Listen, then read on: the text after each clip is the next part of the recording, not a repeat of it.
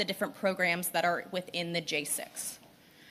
And then the next contract is to support our audio-visual capabilities. This is across the J6 when we are LCRing a conference room or standing up a new conference room, whether that is on DoDNet or on the Pentagon network.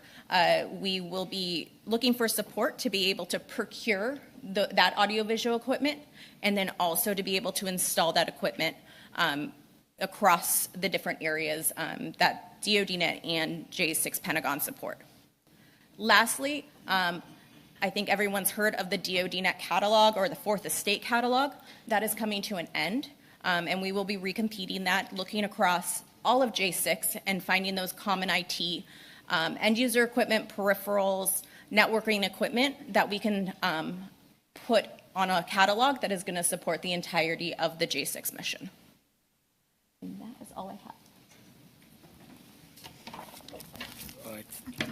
Thanks, Brittany. So as I mentioned, I think some of the contracts as they're coming up, we're looking at starting to integrate that across the J6 organization itself. Our customer base includes DISA as a service provider. DISA, actually, Mr. Greenwell is one of my customers, along with other DAFAs and within the Pentagon itself with OSD and Joint Staff and others over there. I know Ms. Bookout and her team is out in the program area, so if you have any questions or the details, please see them. They'll be over there for the rest of the afternoon. Again, thank you for your partnership and looking forward to talk to you all. Thanks.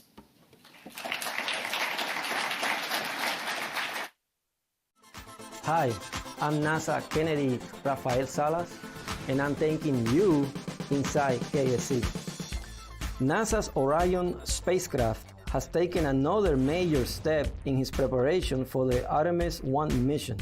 After completing fueling and servicing checks at Kennedy Space Center's multi-payload processing facility, the capsule was transported to the center's Launch Abort System facility.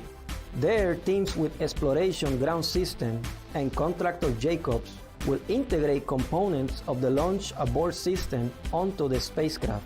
Orion will then be transported to the Spaceport's Vehicle Assembly Building to be stacked atop NASA's Space Launch System, or SLS, rocket. Launching in 2021, Artemis 1 will be a test of Orion and SLS as an integrated system ahead of crew flights to the moon.